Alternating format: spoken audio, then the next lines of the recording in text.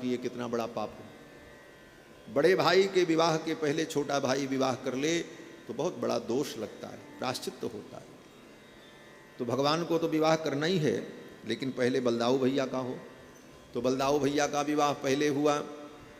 आनर्त देश के राजा महाराज रैवत, उनकी बेटी रेवती के साथ बलराम जी का विवाह होता है।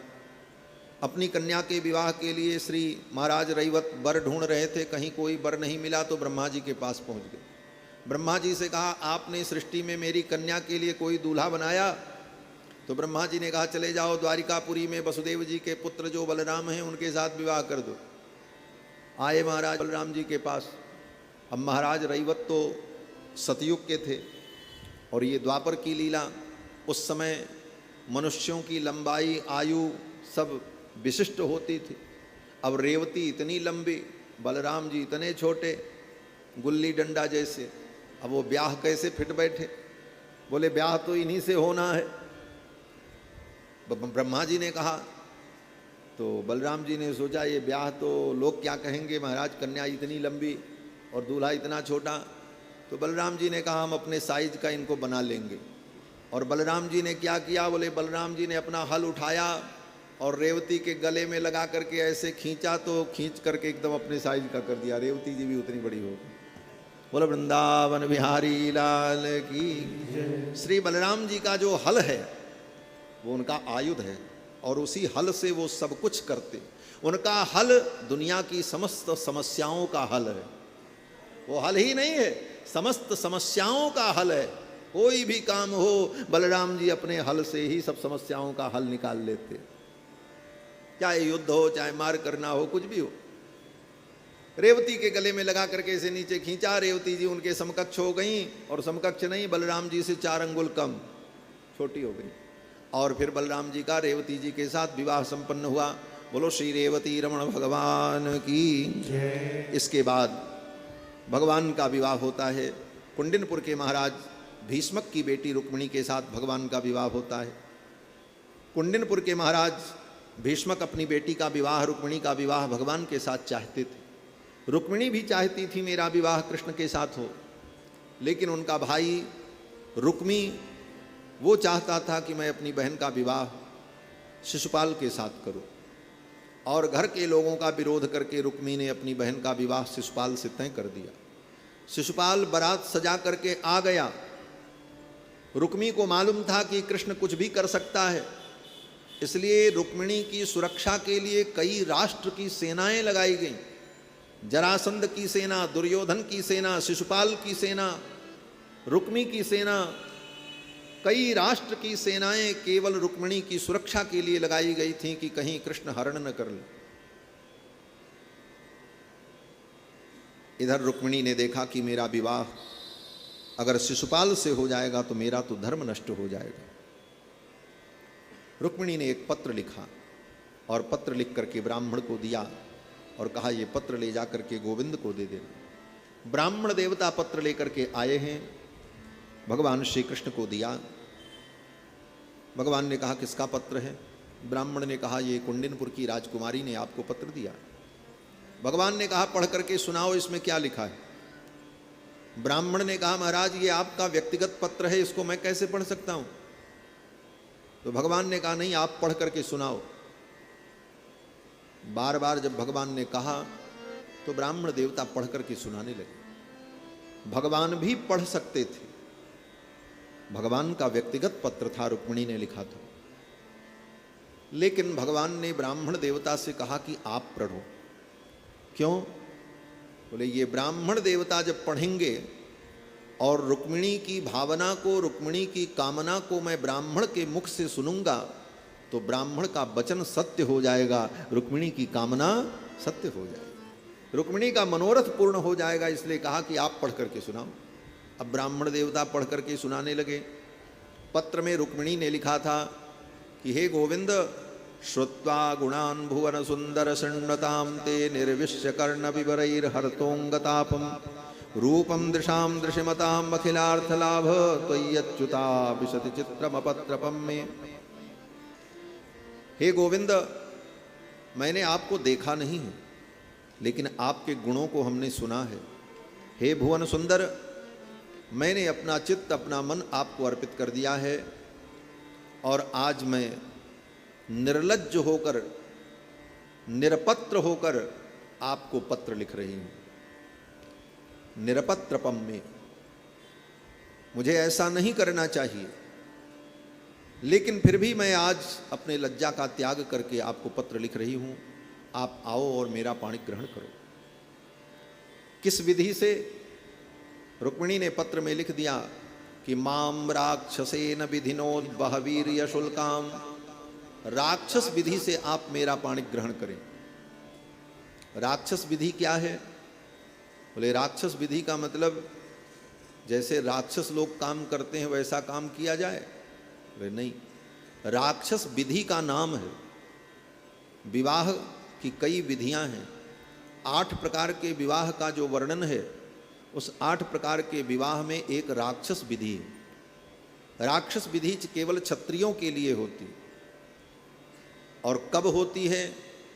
बोले जब कन्या चाहती हो, कन्या के पिता चाहते हों, कन्या की माँ चाहती हो, लेकिन परिवार के अन्य सदस्य इस विवाह का विरोध कर रहे हों और ये विवाह शास्त्र सम्मत हो, शास्त्रीय दृष्टि से कोई आपत्ति न हो, ऐसी स्थिति में वर स्वयं जाकर के उस कन्या का हरण कर ले और हरण करके लेकर के अपने घर आवे और अपने घर उस कन्या के साथ शास्त्र की विधि से विवाह संपन्न करे। इसको राक्षस विधि कहते हैं। और यह विधि केवल क्षत्रियों के लिए, राजाओं के लिए है, सबके लिए नहीं। रुक्मिणी ने पत्र में लिखा था कि माम राक्षसेन विधिनोद्बहवीरे शुल्काम, राक्षस विधि से आप मेरा पाणी ग्रहण कर लें और आप आकर के मेरा हरण करें। और कैसे हरण करेंगे ये उपाय भी रुक्मिणी ने लिख दिया। आपको महल में आने की ज़रूरत नहीं पड़ेगी, वहाँ लड़ाई झगड़ा करने की ज़रूरत नहीं पड़ेगी। नगर के बाहर एक देवी का मंदिर है, उस मंदिर में मैं पूजा करने जाऊंगी, वहीं से आप मेरा हरण कर लेना। पत्र पढ़कर भगवान बड़े प्रसन्न हुए। ब्राह्मण देवता को रथ में बैठाया और भगवान चल पड़े। कुंडिनपुर आए हैं। रुक्मिणी जी मंदिर में पूजा करने के लिए आईं और पूजा करके मंदिर से ज्यों ही रुक्मिणी जी बाहर निकली, तब तक भगवान का गरुणध्वज रथ जा कर के मंदिर के द्वार पर खड़ा हो गया। रुक्मिणी जी ने भगवान को देखा। जितने सिपाही सैनिक लगे थे वो भगवान की माया से मोहित थे। सब चित्र लिखे के समान, मूर्ति के समान यत्र तत्र खड़े रहे, देखते रहे। रुक्मिणी जी सीढ़ियों से उतर करके नीचे आईं। रथ के सन्निकट जब आईं तो भगवान ने हाथ बढ़ा करके रुक्मिणी का हाथ पकड़ा और रथ में बैठा लिया। रुक्मिणी के हाथ को पकड़ करके भगवान ने रथ में बैठाया। यही पाणी ग्रहण हो गया।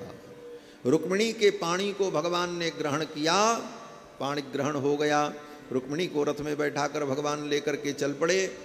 बाद में शिशुपाल को जब पता चला कि जिसके साथ मेरा ब्याह होने वाला था उस रुक्मिणी का कृष्ण ने हरण कर लिया, अब तो शिशुपाल खूब रोया महाराज।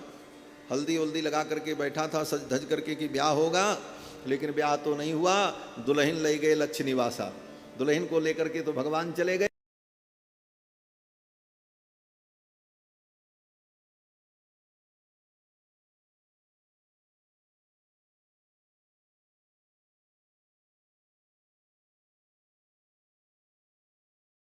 ये शिशुपाल ही पिछले जन्म में रावण था और शिशुपाल ने जब सीता जी का हरण किया था तो राम जी को रोना पड़ा था।